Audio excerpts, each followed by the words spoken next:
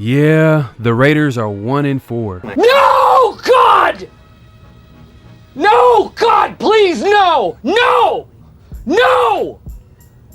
After a tough and frustrating loss to the Kansas City Chiefs, losing 29-30, where do the Raiders go from here?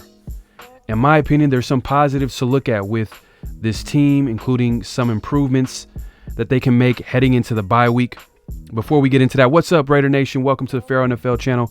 If you haven't already, make sure to smack that like button and subscribe to the channel. The road to 1K continues, and that algorithm is very real, so I really appreciate your support. At the end of the day, like the great Bill Parcells once said, you are what your record says you are. The Raiders have earned a 1-4 record. That being said, the Raiders have lost all 4 games this year with a combined 14 points.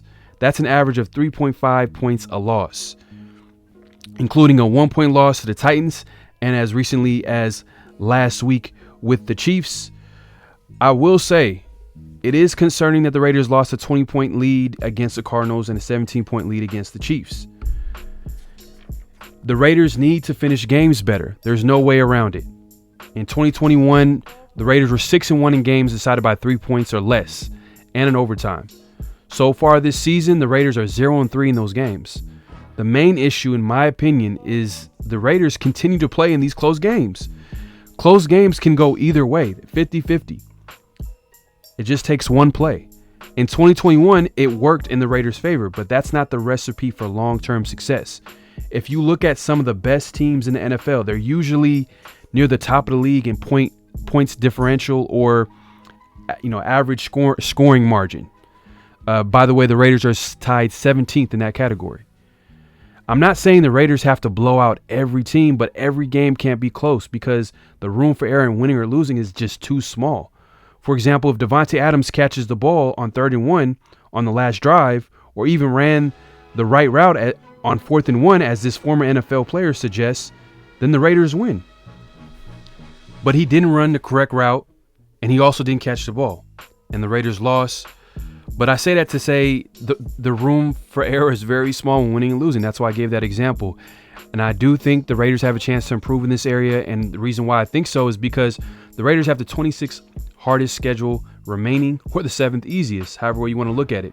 On paper, at least this next 6 games look very winnable, but the Raiders need to go out and do it and execute. And I think they can. They have a chance. This Raider team has improved in every game this season. In my opinion, even though it hasn't equaled the wins just yet, the offense led by Josh Jacobs, who's having a great season, by the way, 3rd in the league in rushing. He also set a new career high with 154 yards against the Chiefs when he pretty much broke that record a week before against the Broncos with 144 yards. So the guy is playing his best ball of his career. The offense is getting better. The passing offense is coming along. I think that, it still needs to improve, but I feel like it's getting better and better. I think as DC gets more comfortable, as the receivers get more comfortable, the sky's the limit. The defense had an okay game against the Chiefs. I think that, they were able to get some early stops in the beginning of that game, which helped build that lead. And also, they were able to get a key stop at the end, which helped the Raiders get the ball back, and they had a chance to win, which was led by Max Crosby, man. He leads the league in sacks. The dude is elite. Anybody that argues that is crazy. Chandler Jones was able to also get into the mix. 2nd game in a row where I was able to see some pressures, see him affect the game, force some incompletions. So he was also contributing, and I know a lot of Raider fans are kind of disappointed the fact that he hasn't had a sack this season, especially with his contract. But I think that will come, hopefully. With this bye week coming up, it came at the right time. The players that are hurt are going to get healthy. The Raiders can get ready to play some winnable games. Like I said, the room for error is not very high, but the Raiders still have a chance. They still have a chance. I know a lot of Raider fans were kind of down that the Raiders weren't able to win a game. The referees, that was a terribly refereed game. But at the end of the day, if you look at last year's games against the Chiefs, it's night and day. We were getting blown out against the Chiefs in 2021. One of the reasons why Rick Bisaccia is still not a head coach.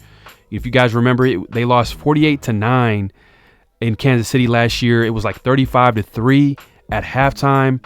So if you can't beat or hang with the best, there's no point of you coming back. For guys who are calling for Josh McDaniels' name, for him to get fired and all this stuff, man, you got to give it time. I dropped a video earlier about, it's called The Season's Over, but I was being sarcastic because, first year head coaches need some time. I understand last year was a playoff. We went to the playoffs last year, but like I pointed out, there was a lot of close games the Raiders won last year, and that could have went either way. And now it's coming back to haunt them. But hopefully they can get their season on track. But Raider Nation, let me know what you think. Is the season over? Do the Raiders still have a chance? Leave a comment down below. Make sure to like the video and subscribe. Till next time. Peace. Just win, baby. Hello? You play to win the game. You don't play to just play it.